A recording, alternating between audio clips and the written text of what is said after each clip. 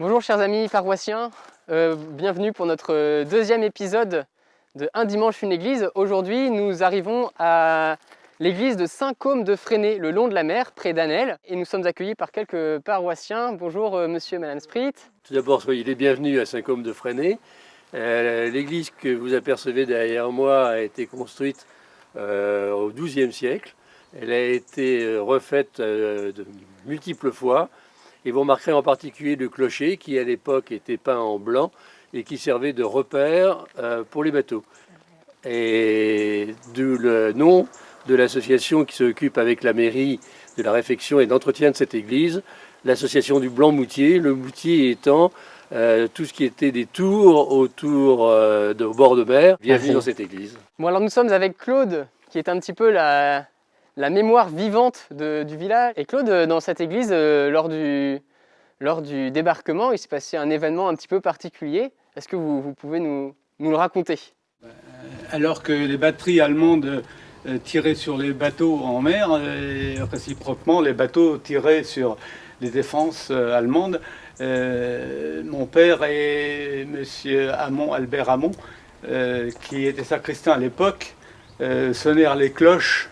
Et peu de temps après fut l'incendie de l'église. Et donc les cloches de cette église ont été les premières à annoncer à toute la Normandie la nouvelle du débarquement. La première commune libérée. La première commune libérée.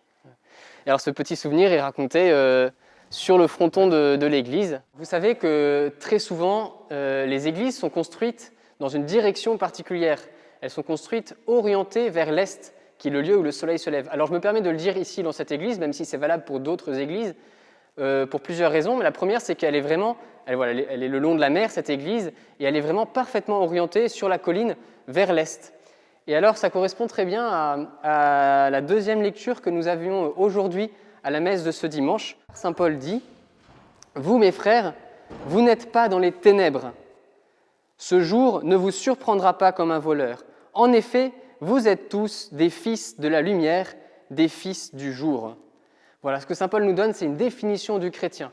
Le chrétien, c'est un fils de la lumière, un fils du jour. Et quand on entre dans cette église, dans une église orientée vers l'est, voilà, on avance vers la lumière, on avance vers le soleil qui se lève et vers donc le Christ qui ressuscite d'entre les morts. Et justement, au fond de cette église, nous avons un tableau où le Christ, dans la lumière, jaillit, sort du cercueil et se lève au-dessus du tombeau de la mort.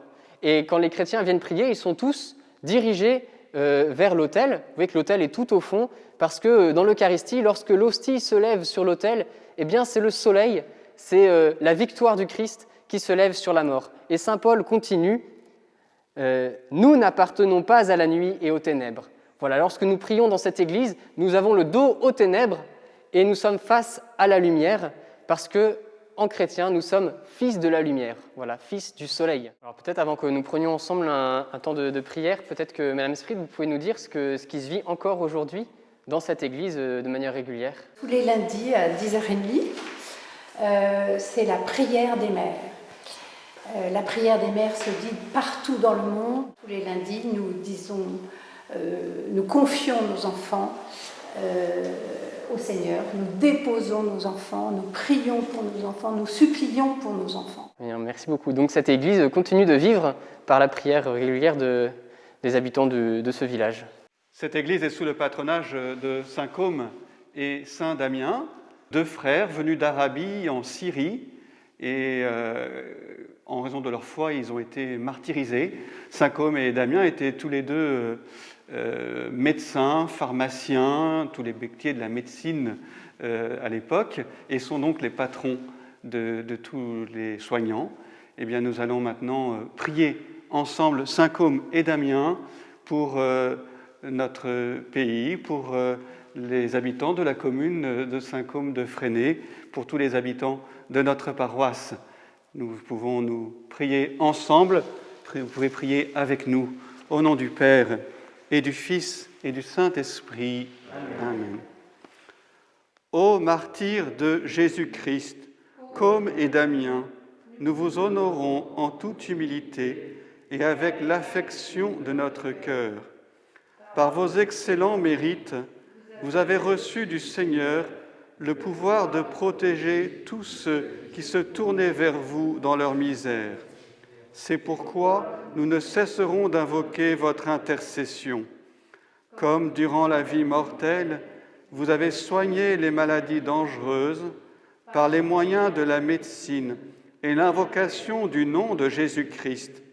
Comme les apôtres, ainsi maintenant que vous êtes puissants dans le ciel, tournez vers nous vos regards de pitié. Nous sommes faibles, pécheurs, malades. Nous sentons le besoin de l'aide divine. Nous vous en prions. Assistez-nous. Obtenez-nous du Seigneur la guérison de nos maladies. Priez le bon Dieu de nous libérer du péché. Nous vous demandons ces grâces non seulement pour nous, mais aussi pour nos parents, nos familles, pour nos amis et nos ennemis, afin que, protégés par vous sur la terre d'âme et de corps, nous puissions venir au ciel louer et bénir le Seigneur pour l'éternité. Amen.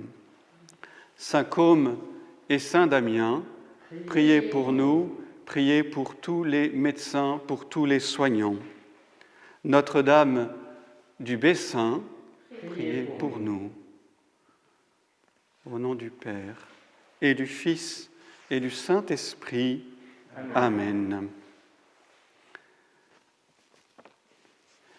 Merci beaucoup de nous avoir conduits dans cette église et nous nous retrouvons la semaine prochaine pour un nouvel épisode.